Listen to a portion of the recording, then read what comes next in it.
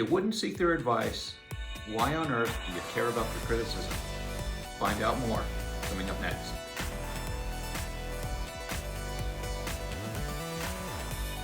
Criticism and feedback are never in short supply. Everyone has an opinion. Everyone has something to say about what you're doing, what other people are doing, and that's fine. Feedback is actually really important, and our ability to hear that feedback, to evaluate the quality of the feedback, to integrate it constructively and effectively is all really important. But often, and this has been true for me over the course of my professional career as well, often we can get feedback or we can get criticism from someone and it just wrecks us, right? We get these intense emotional responses. It can, take us off of our path. It can make us question whether or not we're even intelligent or know what we're talking about, or if we're doing the right thing at the right time. And often that feedback that can derail us is coming from people you don't know. It's coming from people that you wouldn't actively seek advice from. And so that question I think that I posed at the beginning of the video is really, really important. Why would you let someone's criticism impact you, derail you, cause emotional distress if it's coming from a person from whom you wouldn't seek advice? Why? It doesn't matter. But we do it, right? We do it. And I think it's just because we want to be liked. We want to be seen as intelligent, capable, effective. We want to be liked by our peers. We want to just be liked in general. And that's okay. That's a natural human tendency. But we can't let that derail us. And I'll give you an example of how I've let it derail me in the past. I've given hundreds of presentations over the years. And every now and then I get an opportunity to see the feedback of the participants. And I'm thinking of one in particularly that kind of wrecked me emotionally. And it was earlier in my career. I'm hoping that I've grown beyond this. But after the presentation, I got the feedback from the conference organizer. And on the whole, the feedback was really good. And I was reading through that, I was feeling great about myself. And then I got to this one point of feedback that said something to the effect of, terrible presentation, basically just read from his slides.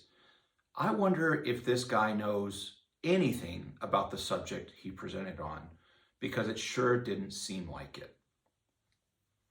And I was just kind of shaken by this point of anonymous feedback. And it made me question, well, do you actually know anything about what you were presenting on? And the answer was yes, but I was having this kind of existential crisis in the moment. Should I even be a psychologist? Did I choose the right field? And it just kind of sent me spiraling. Am I a terrible presenter? Was my anxiety about giving this presentation so apparent and overwhelming that it impaired my ability to do an effective job at delivering the content? And I immediately after having read a lot of positive feedback, disregarded it, forgot it, and wondered why I even tried in the first place. Now, fortunately, I was able to come back to that a little bit later and try to kind of fit it into the larger context that overall people were pretty satisfied with what I had delivered. I don't know this person. I don't know if I would seek their advice. never going to meet this person again in all likelihood, but I was right. But after giving it some time to let the emotions die down and to come back to it with better critical thinking skills, more effective reflection and introspection, I said, okay, well, it is what it is. One person in that presentation was dissatisfied. I don't need to question whether or not I knew the content. I knew the content. I'd prepared well for it. It's something I had presented on many times before. But did that person were there some nuggets of feedback in that negative review that I could take to heart? And so with a clearer head and more constructive thinking processes, I asked myself, well, what can I do better? How can I address this person's feedback, in ways that will make me better, even better for the people who got value out of it? And so I started thinking about how I construct my slides, how I construct my notes in relation to the slides, and how I can do a better job overall as a presenter. So I survived that, and I've gotten so much better about not worrying about critical feedback from people that I don't care about, that don't have an invested relationship in, from people that I don't necessarily admire or believe that I would seek the advice from. And so I think it's just a good reminder for all of us to think about it from that perspective. You're going to get feedback. And it's as important as it is to hear and respond to and grow from feedback, we can't let it derail us.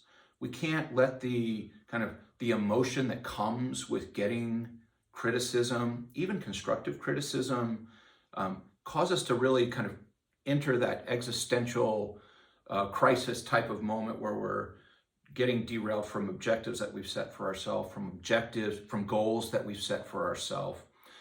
Just remember, if you wouldn't seek their advice, don't put too much weight on their criticism.